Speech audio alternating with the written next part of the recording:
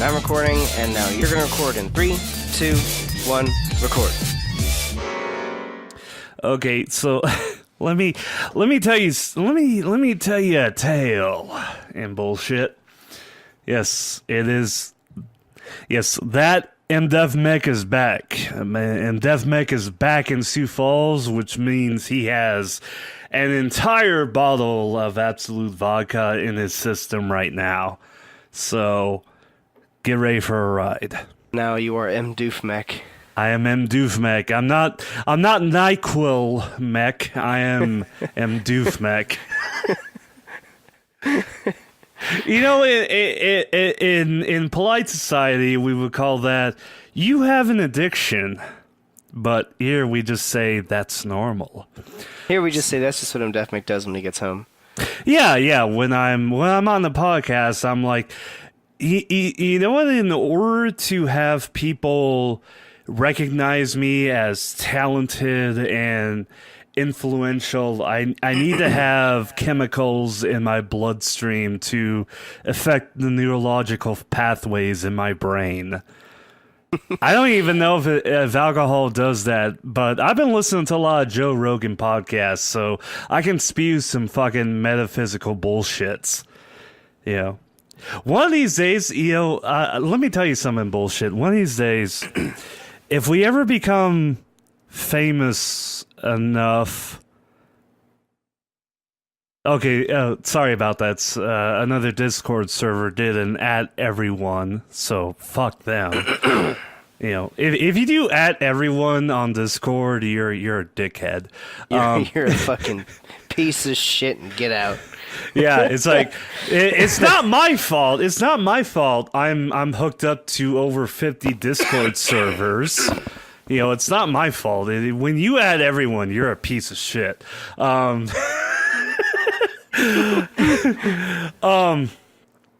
What I want to say, if we ever become famous enough, and we're getting there, you know, we're getting about 70 to 80 views with each podcast we post up on YouTube. We're getting a good solid 2 or 3 listeners listening 40 yeah, times each. It's like, yeah, it's like, you know, if we ever get like famous enough to where we can have like Alex Jones on our podcast. Oh boy, howdy, that's going to be a podcast episode. I imagine if we ever had Alex Jones on as a guest, that he would just be pointing a gun at the laptop.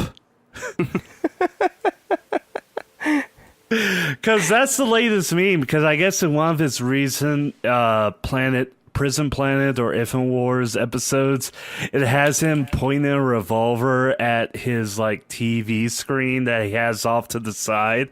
So people have been like screen capping that and adding in their own things of what he's pointing his gun at.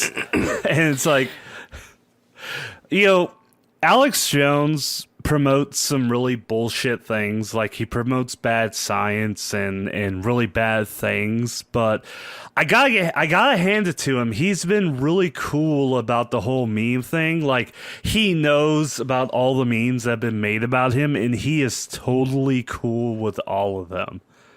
You know, and you know, he's a purveyor of bullshit, but I gotta give him credit for that. That you gotta give him credit. He is entertaining, and that has worked for him. Yes, that's worked for him very, very well, and very well, yeah. I guess, and he's been dealing with a recent copyright case, and in the copyright, like, his lawyer has stated that yes, he puts on a character for Infowars and Prison Planet, and yeah, and everybody is like, yeah, and everybody is like, well, no shit. Well, no shit. That's what he's been doing.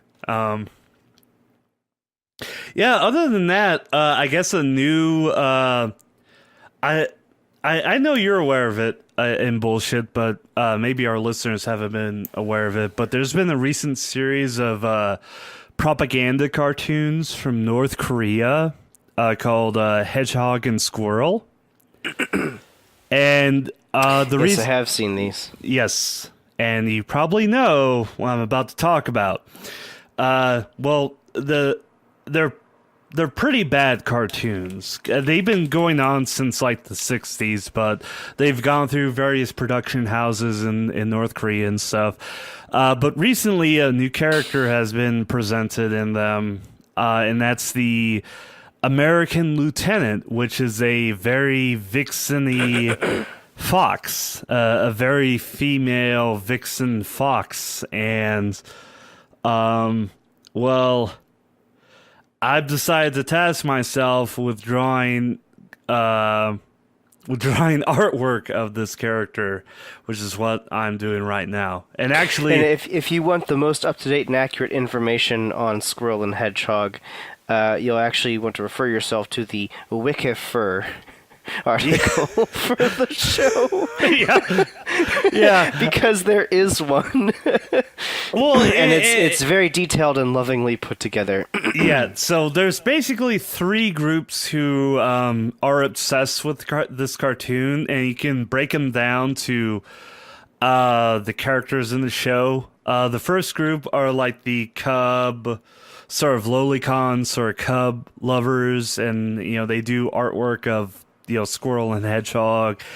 And then you have the sort of bara kinksters and fetishizers, and they go for the American General, which is this big buff wolf and stuff. Of course. Yeah, and then you have everybody else, and I'm firmly in the everybody else group, who is just like, I don't give a shit about all this propaganda and nonsense. I just that American Lieutenant Vixen is just quality Rule 34. Yeah, that's the laugh I have. Is just like Lieutenant Fox, I believe, is the name of the character. Yeah, I'm just like Lieutenant Fox. But I decided to spice it up. I decided in this little thing I'm drawing right now on my iPad Pro. No sponsorship from Apple. Fuck you, Apple. Yeah, sponsor me, Apple. I draw porn on your iPad Pro. Yeah, I've combined Lieutenant Fox with Braxton from Pokemon. Of course, because it's begging for that crossover. Well, you do know that the Pokken tournament champion played Braxton strictly so that she would get more exposure, so that way she would get more Rule 34 drawn of her. Of course. Yeah, fuck you, Nintendo. Your shit ain't, you ain't fooling nobody. You ain't fooling nobody. You give a fox starter Pokemon, you make him Anthro and give him thick hips. You're just fucking asking for it. You know what you're doing. You know what you're doing. You know exactly what the fuck you're doing. Goddamn fucking magical girl, fucking showing off those thick black hips. God damn it. Fuck. I just discovered there is in fact in e621.net a tag for Lieutenant Fox Vixen. Oh yeah, it's a very, yeah.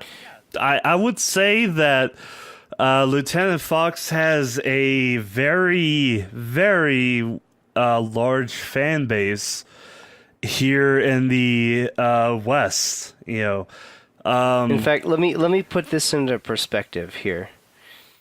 I'm looking at the related tags here on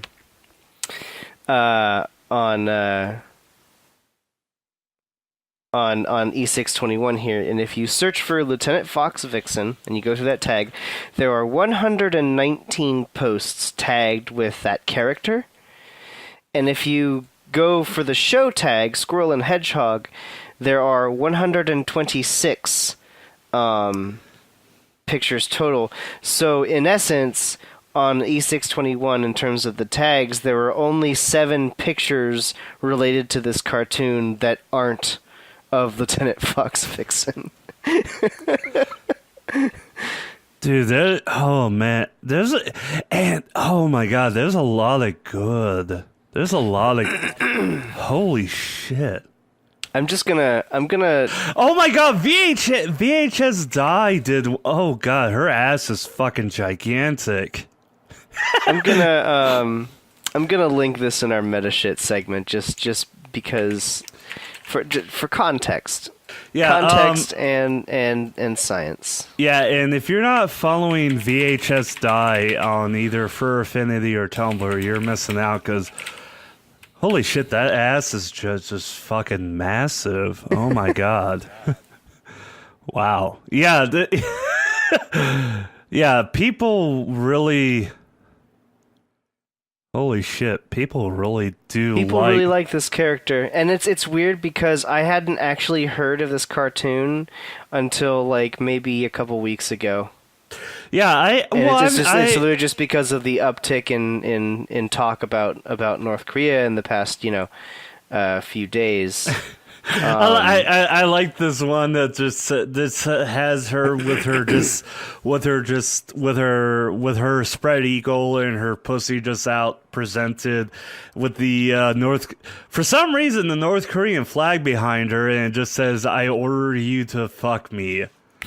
And it's like, well, shouldn't the flag behind you be the American flag? Because aren't you supposed to be American? Yeah, but who cares?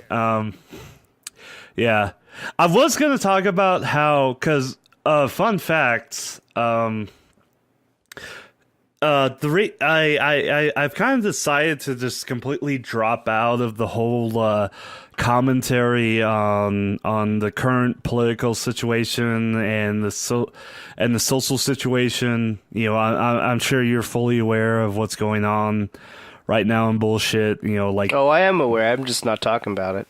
Yeah. So I just sort of decided to drop out completely, but the reason I have is because, well, something I don't really talk about just because it wasn't really relevant until very recently was... I had a very, very, very, very small part in the development of the Moab, which, if you're if you've been aware of what's been going on in recent news, the massive ordnance airburst system, otherwise known as the mother of all bombs, was finally deployed in a combat situation.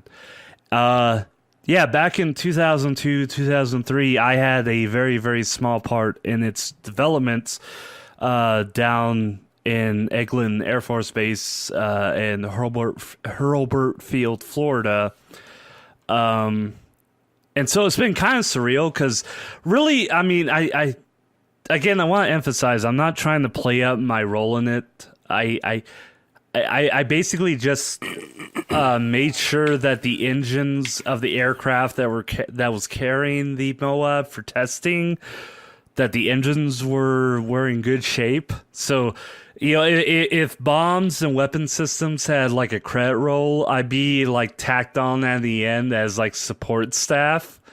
If you ever watch a movie or an anime or video game, it's just I'm in that massive list of names that you just don't even pay attention to. That you just leave the credits on because you want to just get the achievement for having waited through the credits.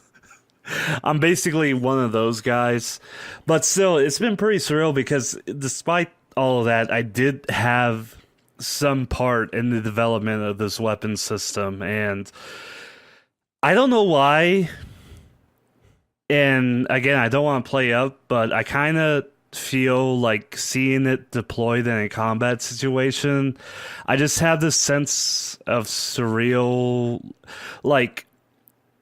on the one hand, I'm glad it's finally been used, but on the other hand, I'm not happy that it's been used in the way it has been, because... we when we were developing the system, it was for a very specific role. It and it was used in that role, it's a very focused weapon meant to take out cave complexes. You drop this you okay, so the way this system works is you load it up on an MC-130 and you fly it at night, because the MC-130 flies so slow and so low that you cannot fly it during the daytime, because during the daytime it'll be shot down very easily. So you fly it at night and it drops this gigantic bomb, and it's meant to collapse and take out cave systems, which is what ISIS and the Taliban and various terrorist networks use. And it was used for that. It was used for that exact purpose, which I'm glad. And I'm happy it's used for that exact purpose, because that's really all it's good for. You can't even though it's called the mother of all bombs, you can't use this in carpet bombing or anything. You can't use this as a terrorist weapon, because I'm of the mind that, like, carpet bombing, like with the daisy cutters and what we did in Vietnam and stuff, I kind of see that as a form of terrorism. You can't do that with this bomb, because this is like a sledgehammer. You use this to just take out a very focused and specific target, and that's all it can do. And I'm cool with it being used like that, because that's the intended purpose of this weapon. But the reasons for using it, I don't agree with, because I'm sure the reasons this was used was not to send a message to ISIS or send a message to Russia or whatever. We use this to send a message to North Korea. The same with the attack on the Syrian airbase. We use this to send a message to North Korea. And so I'm just sitting here just like, right now I'm just kind of in a I don't give a fuck mode right now, because it's just like, I don't really I understand I understand the facts of what's going on. Like, there's a lot of political play going on, and there's a lot of saber rattling going on, and I understand that, but I don't agree with it. And because I don't agree with it, I choose not to have an opinion on it. Do you get what I'm talking about, man? Yes. Okay. You, like me, have opinions, and it's not a very good time to be sharing them. So you're not. Yeah, it's like, from a pragmatic standpoint, from a practical standpoint, I'm glad that the weapon I had a part, granted a very small part, in developing, is being used for that purpose. Again, it was used to take out a cave complex that was used by ISIS, that was used by a terrorist organization that we are at war against. And I'm glad we are using it for that purpose. But the ideology, the politics behind deploying it in the first place is what I don't agree with. And it's just, and because of that, this just being in this position just makes me just not want to engage in the current discussion right now. I've just, for some reason, and I'm totally fine with the decision. I just don't give a fuck anymore. It's like, you know what, dude? If next week Seoul fucking disintegrates in a wave of nuclear fire, and Pyongyang disintegrates in a wave of nuclear fire, I'll just be like, okay, it finally happened. We were waiting 50, 60 years for this to happen. It's finally happened. We can finally close this chapter on human history. Granted, like 40, 50 million people will have died, but it's just, I don't know, man. I just don't fucking care anymore. I just don't fucking care, dude. God, I just got really fucking deep right there for a second. Did you realize that? I just said it's like, if like 50 million people died next week, I just be like, that just finally fucking happened. Fucking fox tits, man. Fox titties. Fucking Braxton Fox titties in a U.S. lieutenant uniform. Be sure to follow Wild Act Draws for fucking Braxton Fox titties in a military uniform. Ignore the war that's going on on the Korean Peninsula, because by fuck, the time I upload this to YouTube, there'll be a land war on the fucking Korean Peninsula. Fuck it.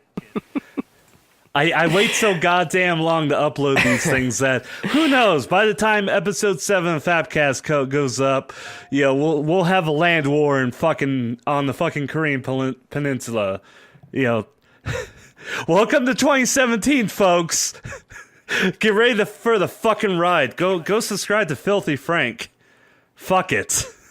I would like to state for the record that I had absolutely nothing in the development of that one-sided conversation we just had. Dude, the views expressed belong to Deathmech.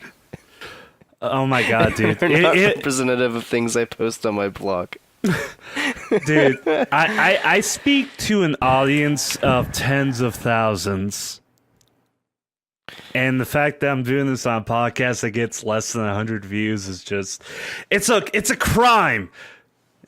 Go spread this out. Share it with your friends. God damn it.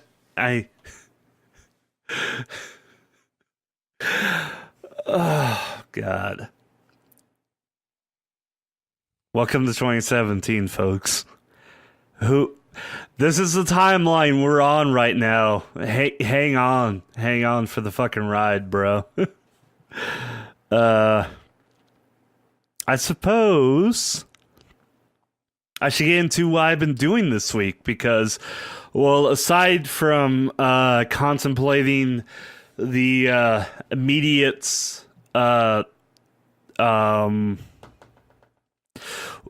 shit, I forgot the word for it. What's the German word for the spirit of the times?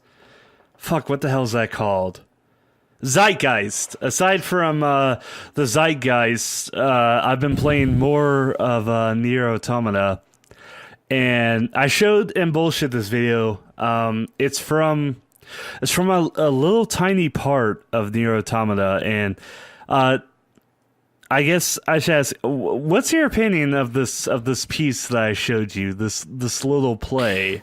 Oh, so it's linked in the show notes, and it's a bit from Nier Automata or Automata. I still haven't figured out which one of those is the correct pronunciation. I think either one is good. But it's from the new Nier game of your character witnessing a bunch of robots put on their own interpretation or rendition of Romeo and Juliet, entitled Romeos and Juliets, and it is a surreal and bizarre experience.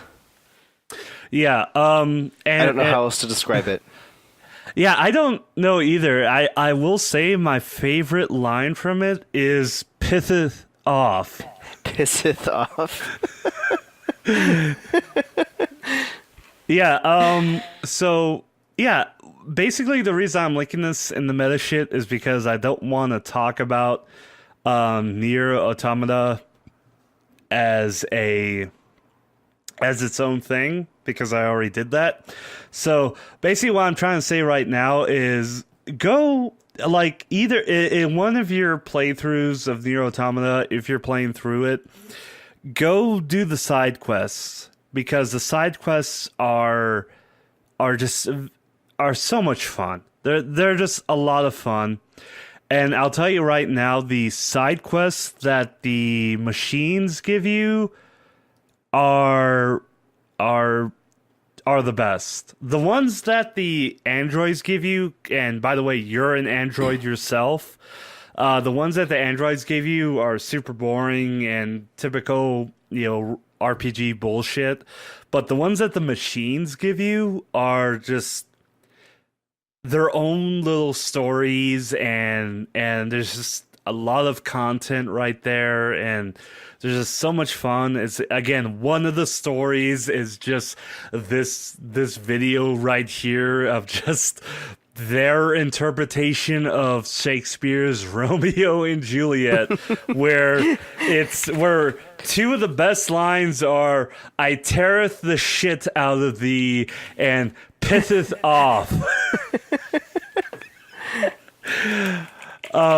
So yeah, just get your money's worth out of Nier Automata. Go and play the side quests, especially the ones from the machines, because the ones from the machines are just so fucking good. Another one of the missions, another one of the side quests of the machines has you trekking out into the middle of this desert to find a gigantic robot who identifies as a girl. And so this girl robot went out into the desert to find a part to help her bigger sister. Her older sister is this little tiny robot, and this little sister that you went to go find is a gigantic robot. And the way you know she's the little sister is she has a gigantic pink bow on her head.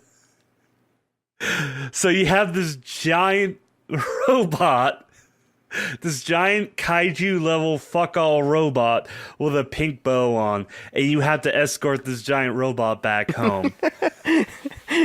Now, I've heard a lot of good things about like all the side quests in the new Nier game, as well as the incredible replayability of the game, just because of how many endings it has.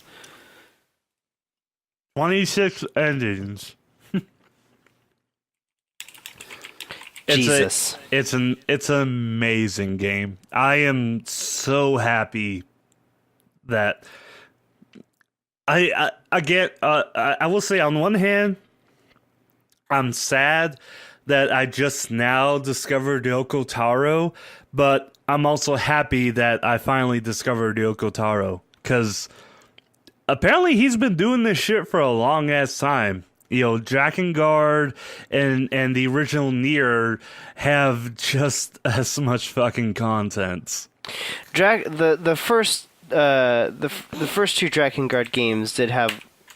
I mean, I don't think Yoko Taro did Drakengard 2, did he? No, I know he did the first actually, one. Actually, yeah, Drakengard 2 was put out by Ubisoft. It's a very different game. Yeah. Yeah. But no, like Drakengard 1, Drakengard 3, which is a prequel to Drakengard 1, and Nier are strictly Yoko Taro productions. Though there's a lot of story elements in Drakengard 2 that apply to the other games. Yeah, Drakengard 2 he was involved in as an editor, but Drakengard 1, Drakengard 3, the original Nier, and the new Nier, he was both a director and a writer for. Yeah, so he had more of a direct role in those. He apparently was also a designer for Time Crisis 2. Didn't know that. I had no idea. Yeah, he's worked on a lot of projects. So I haven't played that game in a long ass time. Holy shit, I haven't thought about that game. Yeah, I played years. Time Crisis 4 is a really popular truck stop game because they just have the consoles, and if a truck stop has a game room, then they probably have Time Crisis 4. So I've played a fuckload of Time Crisis 4. and it's not that good of a game. It's a quarter muncher. It's an arcade game. It's designed to make you lose all your fucking money. Fuck you, Time Crisis. I think we talked about it before on the GCC, but I'm still amazed that that fucking horse racing game got so popular over here. And it got so popular strictly in the world of truck drivers. I forgot the name of it. Was it like Equestrian Winning Club by Sega or some shit? Yeah, it was there's always a cabinet for it at like the really shitty arcades. Yeah, and there's like always one dude on it. There's like one dude, and he's got like a catalog of cards for all of his horses, and it's just like, okay, you know what? He works his job, he gets his paycheck, and he pays all his bills, and all of his expendable income goes into this fucking game, even though nobody else plays it. It's like, all right, some people play World of Warcraft, some people play, other games, some people, put their expendable income into other hobbies and projects, like gardening or cars or Transformers, like that one YouTuber we both love, Thwin or Thew. What's his name? Yeah. Thew. And Thew Adams, yeah. Yeah, Thew Adams. And this guy is just gonna fucking sit there at the horse racing game in a shitty fucking truck stop. It's like, go you, dude. Go you. That's what you want to do. Yeah, welcome to the United States. You can do whatever the fuck you want. Yeah. How many minutes are... Okay, oh shit, we're already like 32 minutes into this. We should probably get into our main topic. Or we should probably introduce ourselves, because I don't think we've done that. Oh, shit, I completely forgot. Hello, everybody, and welcome to the fucking everybody, amazing... and welcome to the fucking amazing podcast. Or for short, FAPCast. Episode 7. Lieutenant Fox... God damn it. I'm gonna type that in right now. Podcast title. Yay. My name is Bullshit, and I am joined by the 50% of the podcast that is not me, Defmech. Yay, I'm an F. 50%, that's an F. Well, technically we're both failures in that respect, because this podcast has 2 listeners and we are each at 50%. Yeah.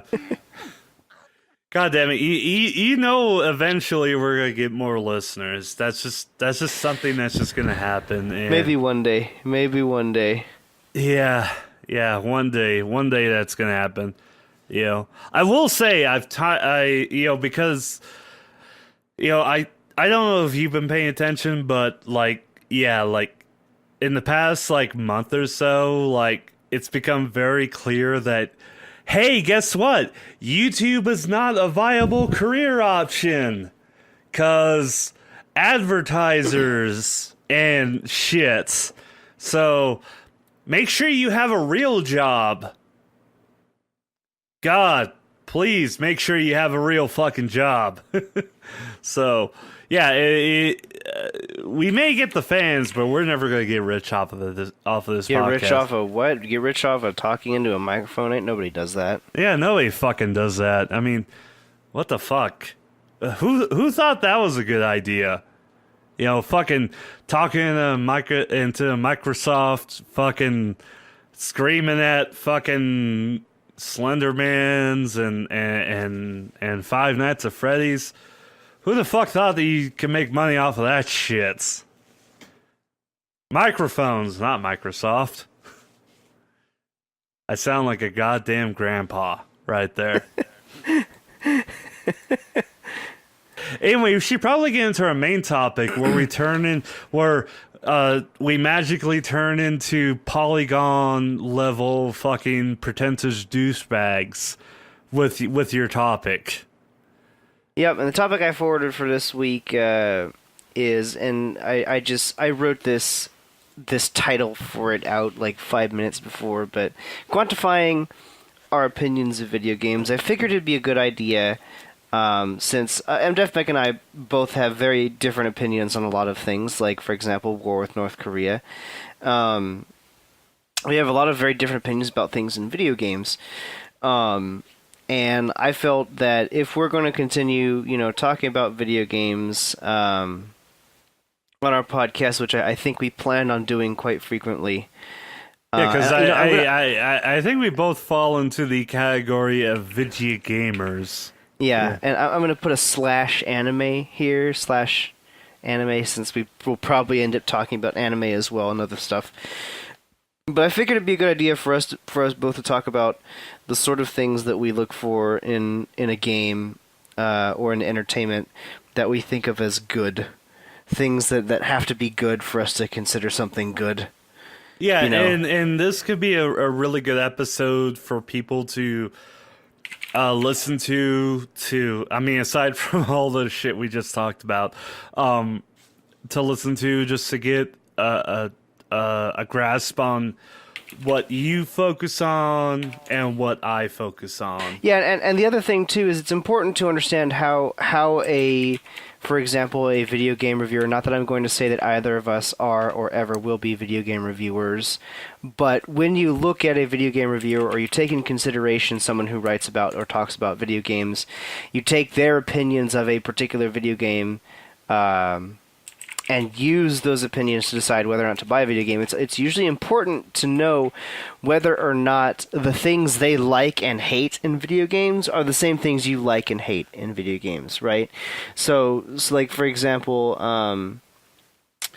I don't really care for a couple of the reviewers at IGN, as an example. It's not because I think they're bad at their job or anything. I didn't say that. I never said that. Don't quote me on that. It's that the sorts of things that they hold as important for making a video game good are not things that I hold as important for making a video game good. So when they post a review of a video game, I don't care what they think because generally I don't agree with them. And with me, when I say fuck Kotaku and fuck Polygon, you can quote me on that. Because fuck Kotaku and fuck Polygon. And you know what? Just for good measure, fuck IGN as well. Fuck all of them. Every single one. They can all fuck off. They can all fuck off. You know what? But I'll listen to Total Biscuit, but I'll just listen to him when it comes to FPS. The rest of his opinions can fuck off as well. Fuck all of you. That's in bullshit. That's not in bullshit. That's me. God damn it! Why am I betraying myself? That's my opinions. Anyways, I figured it'd be important for people to know the things that we look at that are important to us in entertainment, so that when we talk about or write our opinions about some form of entertainment, people will know, they didn't like it, but that's okay because they don't like things that I like, or, they like that game, and generally I agree with the things they like in a video game, so, you can know whether or not to actually fucking listen to us. Because the important thing when it comes to any form of criticism of an art or a medium of entertainment, the important thing when it comes to criticism and consumption of criticism is knowing the context in which that criticism was written. So, if you personally think that a critic is a fucking hack, then generally you're probably not going to really care what they think about something. So I think it's important that we just sort of contextualize the sorts of things that we like in entertainment. So that when we do an opinion piece or when we do a whole episode about Persona 5 or something like that, then our opinions or my opinions and your opinions are contextualized. Yeah. So I guess I'll start. I have a really simple system for judging the worth of something in entertainment, and it's actually the same across video games and films and whatnot. Generally, the same things that I look at. It's just with video games is the added part of it being a game where that you interact with. But generally, it's the same thing with a with a video game. The three things that are most important to me, of course, are story, characters, and gameplay. Sorry, not story, characters, and gameplay. Story, music, and gameplay. Characters are part of story. Yeah. And it's in that order: story, music, gameplay. Gameplay is actually often very low on my list of things because for me, story and music together can make up a shitty game. A fine example of that is Psychonauts. Psychonauts has fucking awful gameplay. But its soundtrack is so witty and its story is so entertaining that I have continually forgiven that video game for its gameplay flaws, and have continually forgiven Double Fine as a production company for the same reason. It went out to Brutal Legend the same way. Brutal Legend's gameplay was not very good, but its story and music really, I felt, carried it. And then you may disagree, and that's fine. But that's just how I look at video games. And those three elements are generally what I look at in that order, decide whether or not I'm going to like something. Of course, with anime and movies and stuff like that, you replace gameplay with cinematography and production value. Or if it's an animation quality. For me, like with an animation quality isn't as big as story and music, just like how it is in games with gameplay. Because you can have really shitty animation, and if the story and music are great, for me at least, I feel that you can still have a really good passable show. A fine example of this is the early episodes of Ruby. The early episodes of Ruby have some not so great animation in them, but the story and music, and aesthetic really carried that for me.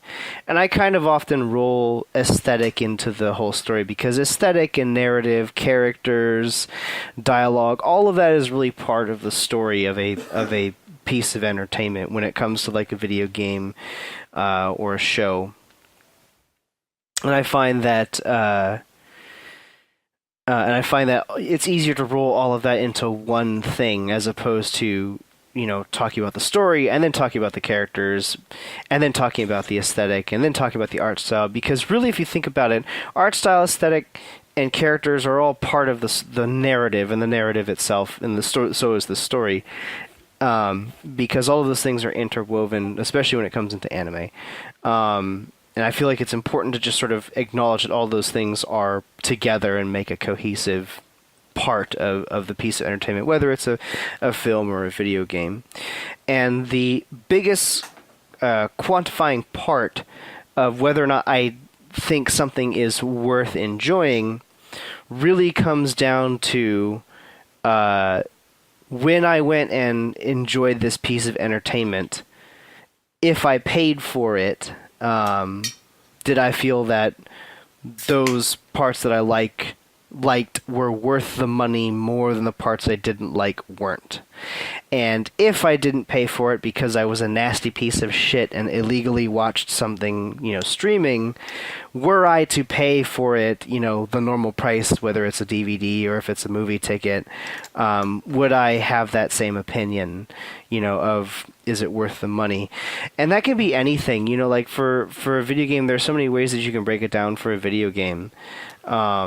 You can say, for example, did I get my money's worth because of the length of the video game? If I paid $60 for this video game and I got 60 hours out of it, was every hour worth $1?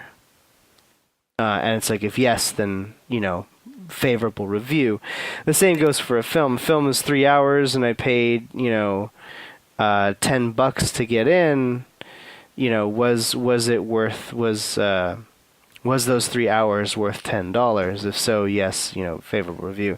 But it doesn't necessarily have to be length. It can also be, like the quality. Like, for example, or a fine example of that would be something like,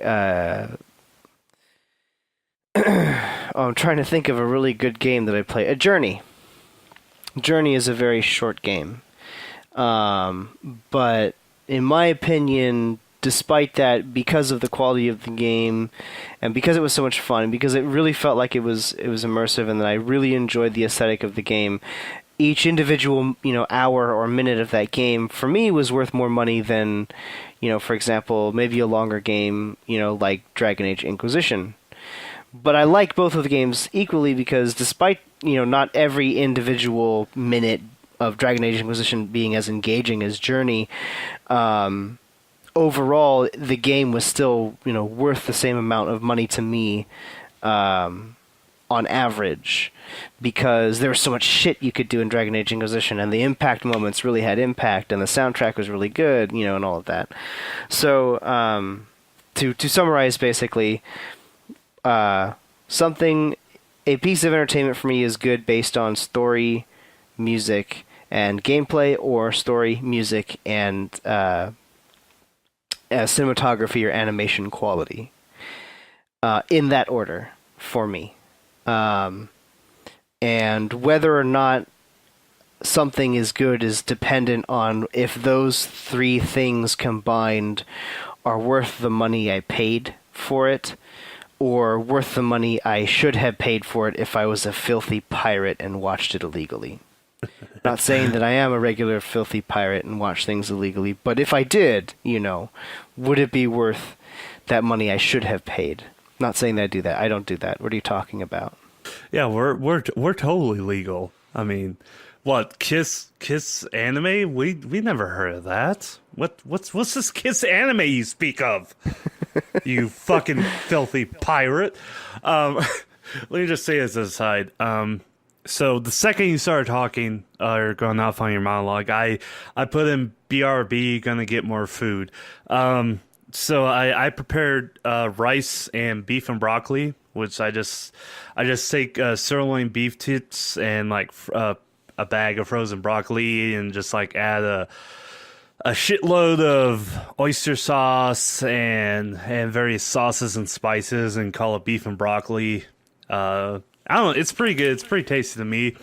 And I'm one of those pompous white guys where I have two stages to where I eat Chinese or Japanese food, where I'll start to eat with chopsticks because I'm like, I'm so worldly and cultured, and then eventually I just like give up and just toss the chopsticks aside and eat with a fork or spoon because I'm fucking hungry and I don't want to pretend anymore.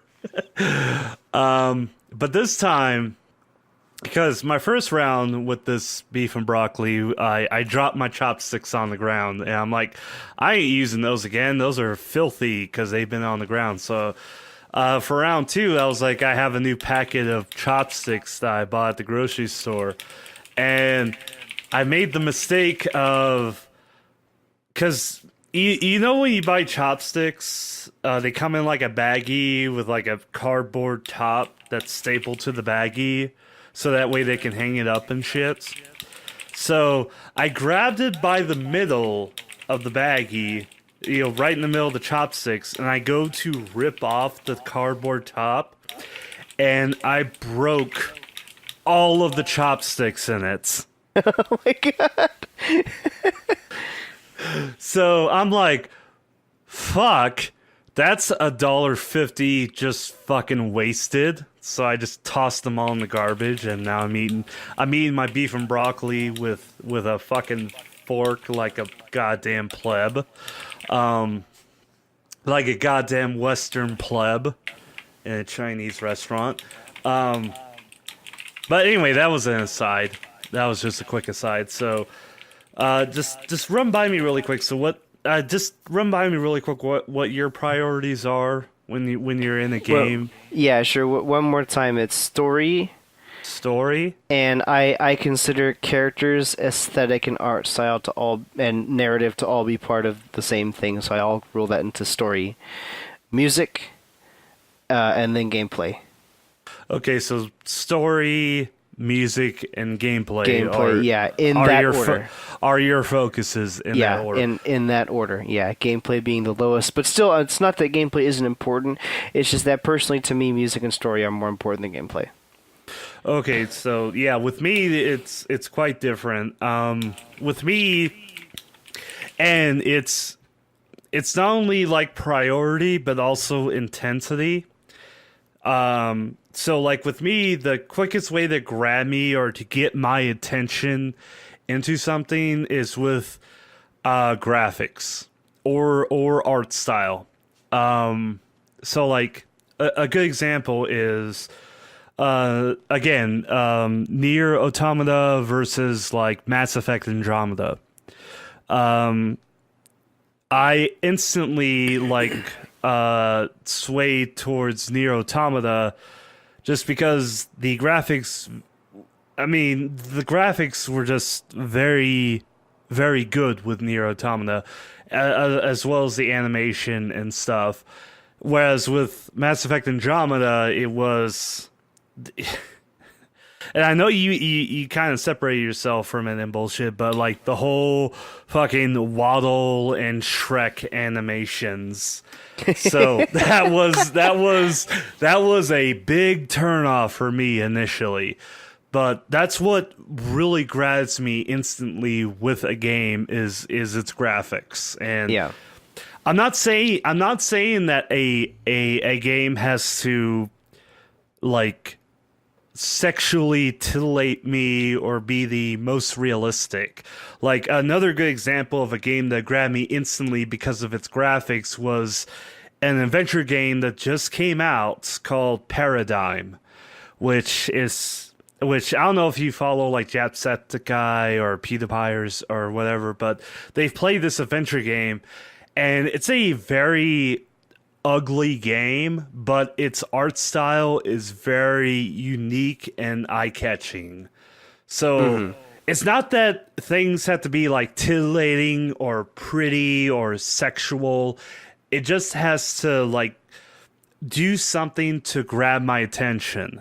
And that's like that's what will get me interested in your game the fastest, is if it's artistically and graphically interesting, whether it be like Nier Automata or like Paradigm, as long as it's something interesting. But that will again only carry you so far. And so while that's my first and most instant priority, the second, I think, most important thing to me is functionality. It's like, can I run this game, on my laptop? Can I run this game on my PS4 or 3DS or PS Vita? It's like, can I comfortably play this game? Because if I can't, if it involves really awkward or intense button combinations or shit like that, it's like I'm gonna drop the game very, very quickly. It's And I'll be honest, it's like that's why I have so much trouble playing Bloodborne and Dark Souls and stuff. It's just I can't keep up. I can't keep up with what the game expects of me. Same with like MOBAs like Smite and Dota 2 and well, I don't play League of Legends. I love myself too much to play League of Legends. But yeah, it's like if I'm comfortable playing the game, like Nier Automata, it is an intense game, but it doesn't it does not try to punish me if I don't hit the right combinations immediately. So it's like, okay, graphics for the immediate bites, and then gameplay to keep me hanging on. And then finally, so it's graphics, then gameplay, and then finally it's lore. It's lore.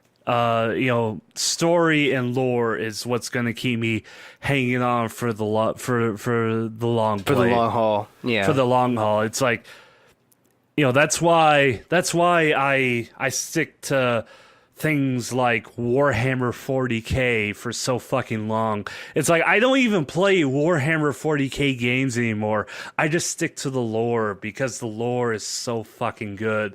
And it's the same with like Nier Automata. It's like that's why I spend so many hours watching all of these analysis videos for Drakengard and the original Nier game. It's like I'm not going to go back and play those games, but I want to be fully immersed in the world of Drakengard and Nier and all of the stuff that Yoko Taro has crafted and created. It's like it's also why and I know when we initially talked about the game, you were really psyched for it, and I was kind of psyched for it as well. But that's why I don't like Firewatch. Because Firewatch is a fucking gorgeous game. I love Firewatch. It's a beautiful game. It's so goddamn pretty. But the first like cracks were in the gameplay. Because when I played it, there were a lot of bugs. It was like one of the problems I had in Firewatch was my GPS thing turned into a rock. And I couldn't fucking use it. It was a glitch in the game. So that was like the first crack. And then It seemed like they really cheaped out on the story. Yeah, I will say that it to me Firewatch felt like they forgot that they were it's like when they were writing it, they forgot how much tension they were building up, and then didn't give it a proper release. And it was just sort of a cheap out ending. I felt really dissatisfied with Firewatch. Now, and that's what I'll say in regards to like Firewatch specifically. It's like go watch a long play of Firewatch and just get immersed in the artwork, because that's really all that Firewatch has going for it. Yeah, I'm sure like the game, because again, like the whole thing with like my GPS thing turning into a rock, that's just that they probably patched that and fixed that, so that's not a non-issue. But the story itself just really kind of let me down. But again, I will say, to give it credit, Firewatch is a fucking gorgeous game. It's such a beautiful game, and it's just, at the very least, go appreciate it for its graphical style. It's graphics. It's a fucking gorgeous game. And as an aside for that, before you just write me off as just like a fucking graphics whore, that's not always a deciding factor for me, because another game, Undertale, it's not a graphically spectacular game. It's not at all. It's Toby Fox is not an artist. He when you look at the graphics of the game, they're very, very basic. It's all very, very basic. There's not much going on graphics wise. But what got me into Undertale was again a lot of people talking. It was a lot of people talking about. That's what got my interest. That's also kind of a minor key factor is how much it's being talked about. That's what will also get me interested, but not nearly as much as graphics. But in regards to things like Undertale, the third factor that I pay attention to, the lore, was just so overwhelming with Undertale. You know, so in the case of Undertale, what got me was the gameplay, because as you know in bullshit, the gameplay for Undertale is very, very unique because it's an RPG game, but it plays. But it subverts a lot of the tropes. Yeah, because it plays more like a shmup or like a bullet hell shmup. So that's what kind of caught me was like the graphics didn't catch me. It was the gameplay that caught me, and then what got me sunk into the game was the lore. Was talking about all the stories behind all the monsters and just the general lore of the game itself. So there are specific cases where my expectations can be subverted. So yeah, it's not that what I talked about initially, graphics, gameplay, lore. While that's what I generally go into when I go into a video game, those can totally be subverted in special cases, such as Undertale. Yeah. And I will say as an aside, because I feel this does need to be mentioned, especially in the current cultural and social media climate, things like sexuality and gender do not play into whether or not I like a game. I don't focus on that stuff. It's nice fluff. And going back to Undertale, like, I guess I can spoil this because it's been long enough, but there's one battle in the Hotlands of Undertale, like in the Hotlands where you have those two dude bros, those two like knight dude bros. Yeah. And the way you complete the battle on a pacifist or non-violent run is you make the one dude bro really hot, so he takes off his armor, and when he takes off his armor, the other knight dude bro gets really hot and bothered, and they sort of admit to each other that they have like really strong feelings for each other. And it's like, oh, hey, these two guys, these two dude bros, they really have this thing with each other, and well, they're fucking gay for each other. It's like that's nice fluff, but that doesn't focus in on whether or not I think a game is good. Because, and the only reason I mention that is because that seems to be something people really fucking focus on right now, and it's like that doesn't fucking, if you want to put diverse characters in your game, just fucking do it. Don't focus. The best way to put diversity in your game is just put it in the game and let people discover it for themselves. I think that's the best way I can say that. It's like, if you want to have a diverse game, just put it in there and don't make a big deal about it. Because if you make a big deal about it, a lot of people are going to get turned off about it.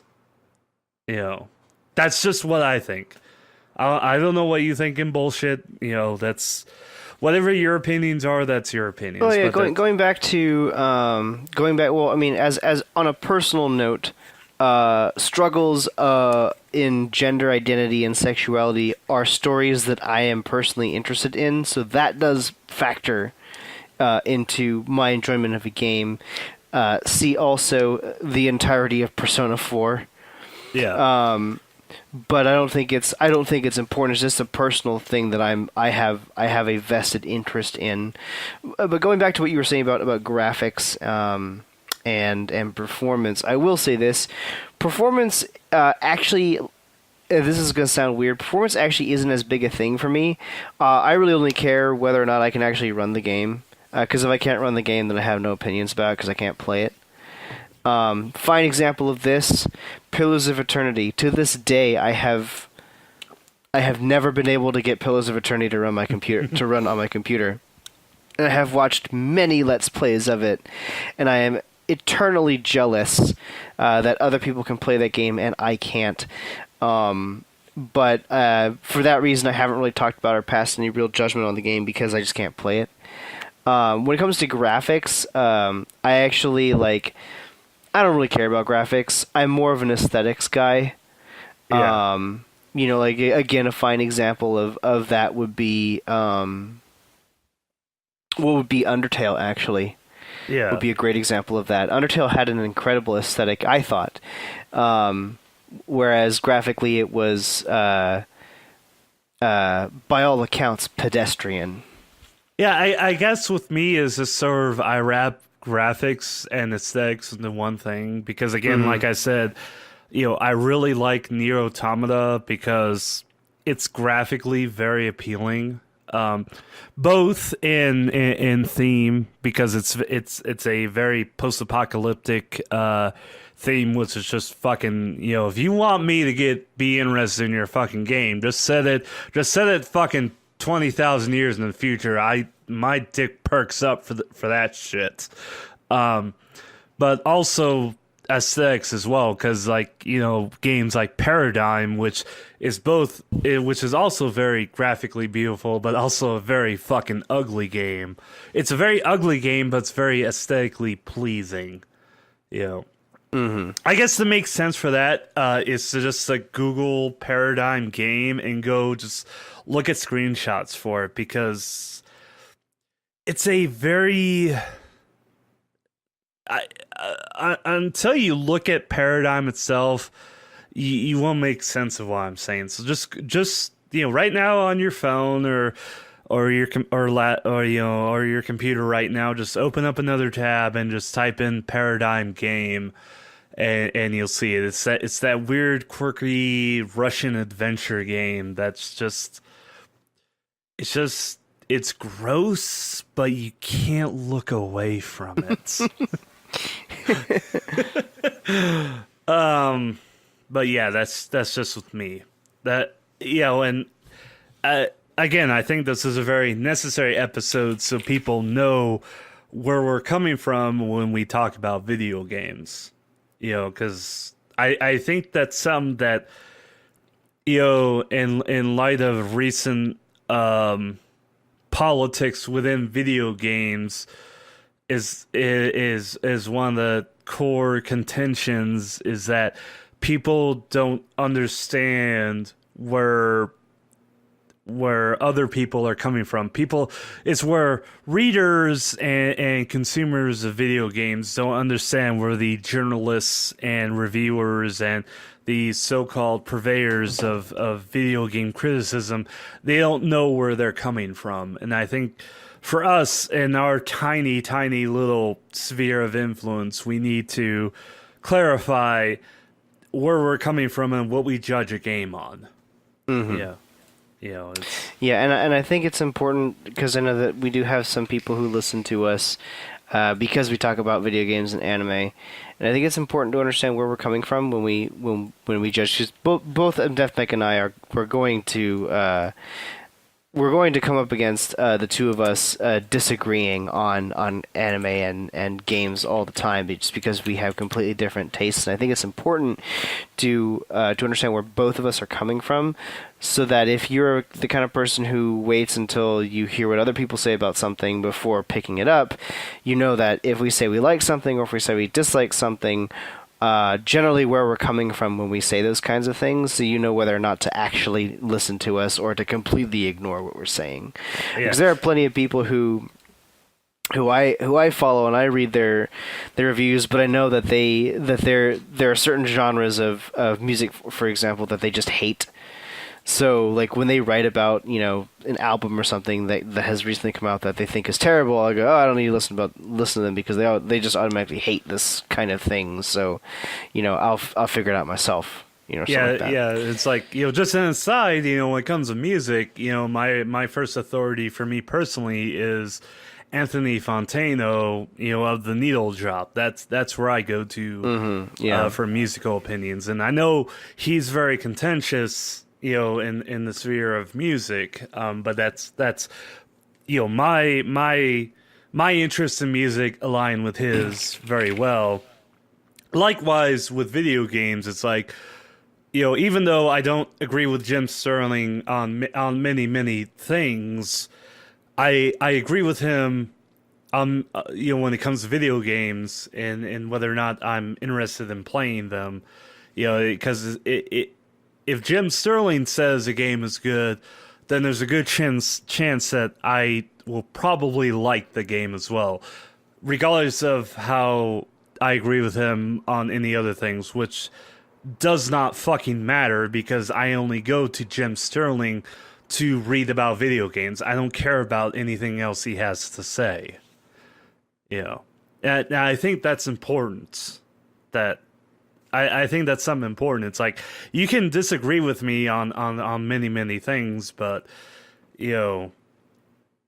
as long as... I just had a total fucking brain fart right there, dude. I'm sorry. But you get what I'm trying to say. It's like, just you don't have to be perfectly in sync with somebody to agree with them. Yeah, that's all I have to say right there. All right, and I think with that we can move on to our cool shit segment, unless you have any objections to that. Well, okay, I guess just a really quick recap, just a super cliff notes. MDevMech, his priorities in the game are graphics / aesthetics, then gameplay / playability, then lore. Now, in Bullshit, what are your priorities in the game? Priorities are story, which includes aesthetic and characters, writing, narrative, music, and then gameplay.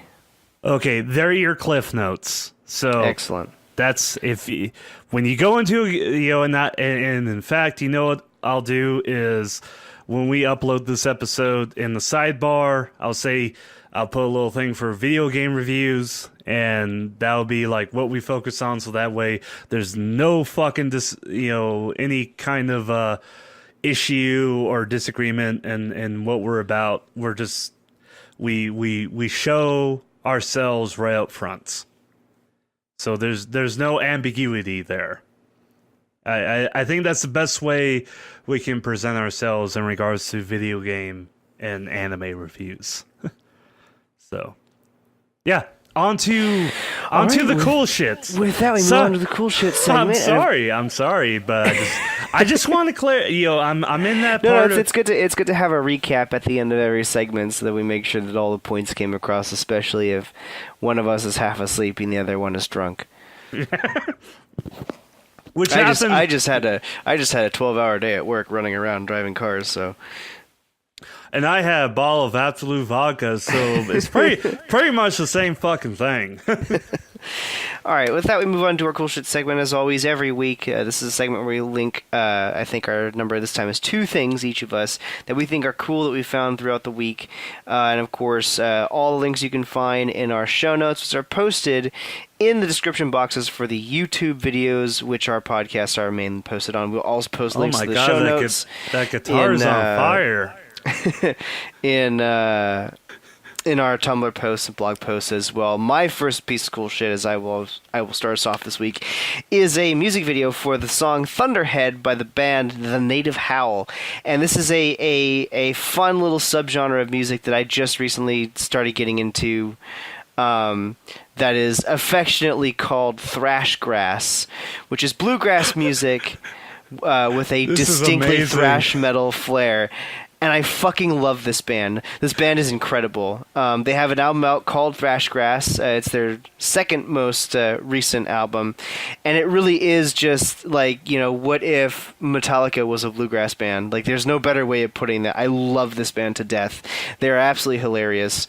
And bluegrass is one of my secret, like, things, one of my dirty secret, like, genres of music that I absolutely adore.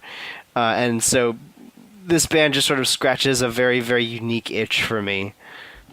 Oh god, playback devices. Turn down Google Chrome. Holy shit. Hang on. Let me turn on the volume mixer. Cause I want to have this playing in the background. Okay, there we go. Okay, now I can hear you in bullshit. Holy shit, that professionalism. This band and this particular song, dude, is just absolutely hilarious. They have both aesthetics down. He has a gun. Very well. He has a gun. There's guns in this. Sorry. Anyways, the song is Thunderhead. The band is The Native Howl, and the album this song is from is called Thrash Grass, which is also the affectionate name for this sort of subgenre of music. They just stole some horses. No, this is great. I love musical fusions like this. Like, all right, I'll go ahead and pause it. One group I really love is Apocalyptica. Oh yeah. Yeah, I love Apocalyptica, and Apocalyptica is classical, is metal using classical instruments like cellos and violins and stuff. It's a really cool fusion, and so I'm totally down with this. I'm totally down with thrash grass. Even though that just the mouthfeel of saying thrash grass. Thrash grass. It sounds like something you shouldn't say. Yeah. Like two words that shouldn't be together. Yeah, like, okay, like classical metal. That just rolls off the tongue just fine. So it's like Apocalyptica, classical metal, just fine. The Native Howl, thrash grass. It's just like I'm biting into like a broom. And just having each individual like grass stalk just wedged in my teeth and just full of dust. It's just ugh. Oh, this really pushes at my comfort levels. Yeah. This music video is a lot of fun to watch because it's like they have their hardcore bluegrass, and then they got like a bunch of guns and they steal some horses. It's very American. It's a very American music video. You just remind me because earlier today I was watching a bunch of Thew's reviews. Thew Adams was a guy you plugged. The one who does the toy reviews. Yeah, and I was watching one of his episodes where he got a care package from a dude in Texas with a bunch of toys, and he got like a bag of I think they were called like beaver bits or something, beaver bites. And it was basically like caramel popcorn, and he was just like, because he read it and it was like beaver bites, and then he read the ingredients list. It's like sugar, syrup, butter, and he's like, oh yeah, this is fucking America. Sugar, syrup, and butter. Yeah. But yeah. So yeah, I was kind of marathoning Thew Adams earlier today.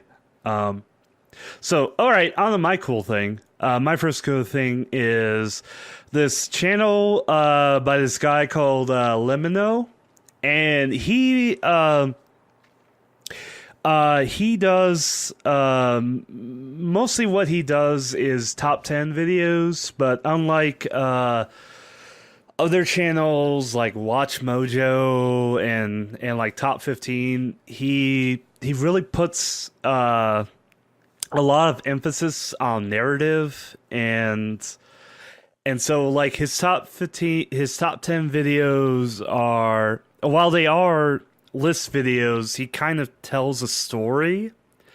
So when he talks about like top 10 facts about Overwatch, he doesn't just like say like, okay, number 10 is this fact about Overwatch, and number 9 is this fact about Overwatch. It's like he tells a story about Overwatch and links the facts together in a narrative, and it's a very well made video series. And he also does documentaries where he talks about things like artificial intelligence and things like the dark web and nuclear weapons and stuff. I guess what I'm trying to say is that he and you can tell he makes these top 10 videos out of a passion, because he doesn't upload a ton of videos. Like, he doesn't upload a video every day or every week. He uploads a video when he finishes. When he fucking finishes one, yeah. I can see that he has a very sporadic release. Not even a schedule. You can't even call it. This is release lineup. Yeah. So it's like, yes, he does top 10 videos, but he does top 10 videos in a very narrative, story-driven way. A very unique and interesting way. Like, you can tell he's not just cranking these out just to get the fucking views. He invests a lot of time into making quality videos, despite them being list videos. And that's why I'm recommending him as a cool shit, because he really puts a lot of work into what he does. He's very passionate about what he does, and I think he deserves to be recognized for it. And in fact, despite us having our tiny viewership and fan base, because let me go click on his channel again. Yeah, he has been recognized. He has 2.4 million subscribers. So still, I want to give props where props are due. So yeah, let me know. He does top 10 videos in a very unique style, and you would definitely benefit from subscribing and watching a few of his videos. So my final piece of cool shit is a channel that is entirely in Japanese. However, each individual video does have English subtitles. And this woman is crazy because she puts out a video every day.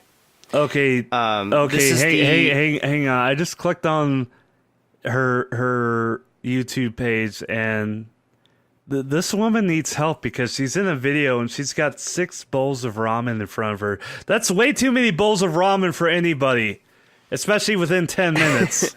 So she needs help. This is the YouTube channel of Kinoshita Yuka, who is a YouTube personality who eats. That's it. She fucking eats, and she eats like a goddamn fucking pro, too. I mean, this woman, is it possible to be in love with a concept? Yes, and that concept that I am in love with is Kinoshita Yuka. I mean, this channel stems from what's the word? A trend that came from South Korea known as mukbang, which was this sort of live streaming of people eating and making food, which is surprisingly popular on Twitch now. Yeah, surprisingly popular and also very interesting study in culture, but that's a discussion for another time. This is the sort of Japanese short form video answer to that of this woman who basically runs a one-man Japanese epic mealtime where she puts a bunch of food together and eats all of it on camera. And man, does she eat, and man, does she eat every day. So I'm looking through the thumbnails of her videos, and she does like the epic mealtime thing of showing the calorie counts in each thumbnail. Yeah. Concerning what she is eating, she should not be doing that. She should just be showing the sodium count. Because in the autoplay on her channel page, she's got 6 bowls of ramen. That's easily 12,000 milligrams of sodium right there. Holy fucking shits! Because you figure There's one where she orders, I think, 15 hamburgers from McDonald's or something like that. They were having a promotional thing. Here it is. I will link you the video so you can see it. Be aware, like you have to go every time you go click on these videos. You do have to reselect English subtitles, but there is English subtitles available for every single video that she does, which I think is actually really cool. But I'm gonna link you, MDef, make this one. It's an episode where she gets let me see here. McDonald's 20 McChickens and 15 orders of McNuggets, I think is what this is. And she just eats them. She eats them all. I am a firm believer in the idea that after she films every one of these videos, she goes and just horks it all back up, because there's no way any one person could be eating this much food on a daily basis. This much terrible food on a daily basis. Yeah, because I'll admit, yesterday I went to Burger King with a friend of mine, and I got a 10-piece nuggets at Burger King and 2 Whopper Juniors, and I ate those and I felt like shit. And yeah. I am a obese American. So yeah, she's definitely fucking puking this shit up. Yeah, there's also a video where she eats like 24 whole donuts by herself. Okay, I'm looking in the sidebar of the recommended videos. McDonald's 20 pork and ginger burgers, Yaki plus 5 Mega Mac, 5.2 kilograms. All right, for our Americans here, that is 13 pounds of McDonald's. 5.2 kilograms is 13 pounds. I can bet, like, if I like gorge myself on McDonald's, that's like 1.5 pounds of McDonald's, and I feel like a fucking pig. She's eating 13 pounds of McDonald's. Like with me, it's like, again, like two McDoubles and a 10-piece chicken McNugget, and I feel so goddamn ashamed when I do that. It's like, this little Korean woman is eating 13 pounds of McDonald's. Anyways, yeah, I highly recommend this YouTube channel just to check it out, because it's entertaining. The host has a very bubbly and fun personality. And, I think that's what's catching most people to watch her, is her personality. And she's very enthusiastic about food, and it's very fun. And then you get down to the actual meat of the episode, and you sit there horrified as she proceeds to eat 13 pounds of food, and you're like, oh, no. Please don't do that. Please don't die. Yeah, we need you to fight in the war with North Korea. That's gonna happen. Please don't. Anyway, on to my thing. My final cool thing is this. It's another Japanese channel that's all Japanese, but they do have English subtitles.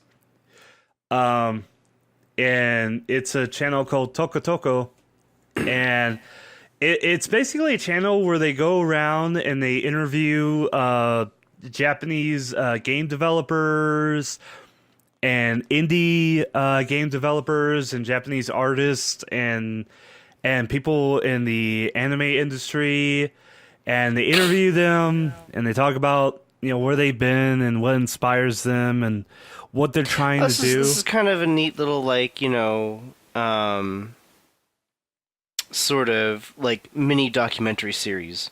Yeah. What got me into them was Yoko Taro. Episode 49, Yoko Taro, game creator. I'm looking at that right now, and I was like, I bet she found this because of fucking Nier. yes, exactly.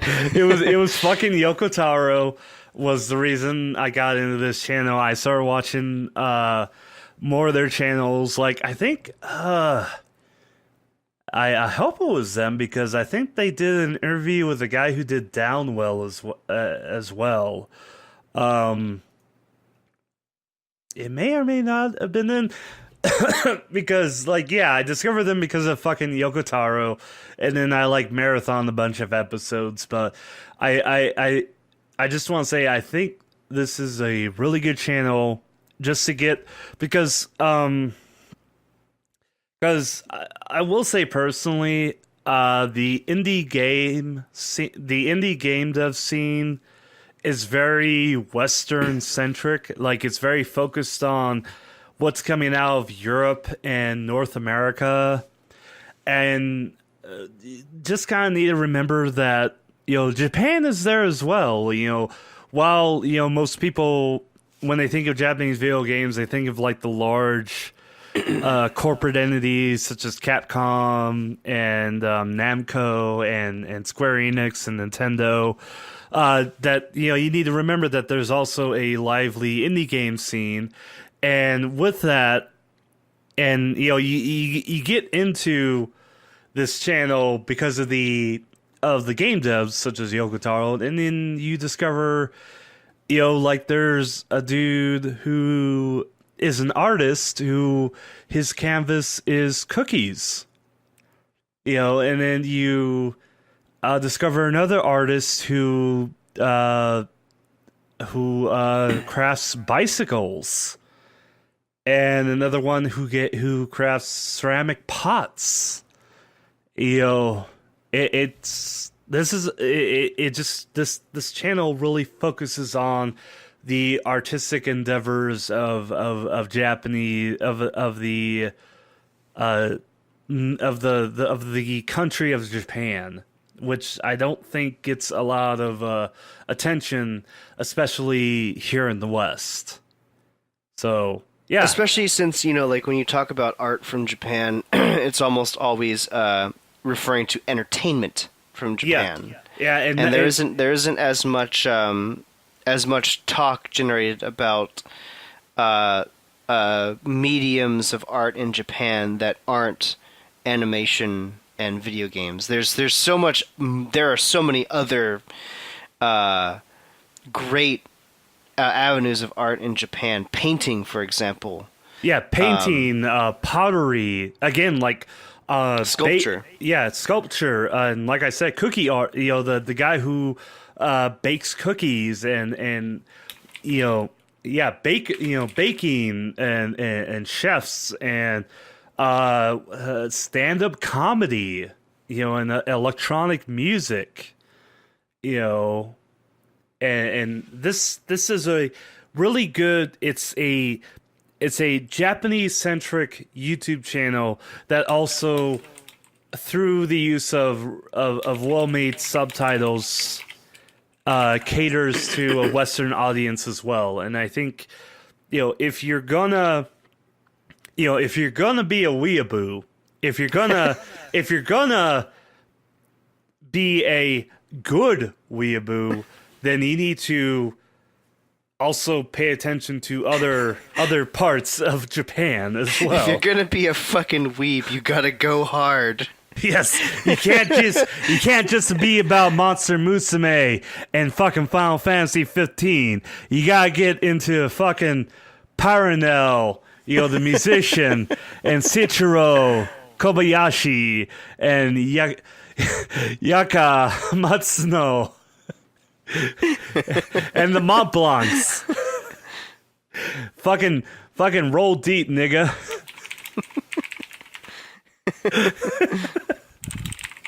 So yeah, Toko. Even if you're not a fucking weeb, it's really fun to get a perspective from another country and another culture. So, yeah, that's my last cool thing. All right, and with that, it brings us just about the end of our episode. So thank you everyone for listening. As always, you can find us at our various blogs, which I will not list. Definitely can list his though. Yeah, I've listed my blogs and also where you can go watch these episodes. There's a playlist on there so you can watch previous episodes of the FAPCast. Well, and I also I'm specifying my art Tumblr because I'm starting to gain some traction on my art Tumblr because I'm not just drawing anthro characters with gigantic tits. I'm also delving into more, I guess, surrealist kind of stuff. And also my shitposting Tumblr, which for some fucking reason has had 30,000 notes in the past month. Because guess what? Memes are life, bro. Memes make the world go round, and I'm not proud of that at all. It actually okay, here for comparison, my art Tumblr has gotten 200 notes over the past 30 days. My shitposting blog has gotten 32,647 notes in the past 30 days. So, and about 29,000 of those were from a screenshot of a post I made on Twitter, which said tweet got 15 likes and 10 retweets. So I am not proud of that at all. It's empty fame. It's empty fame. So yeah, that's welcome to the world of FAPCast. You do an outro this time in bullshit. I've done the outros before. I'll be really close to my mic and say bye. Bye bye.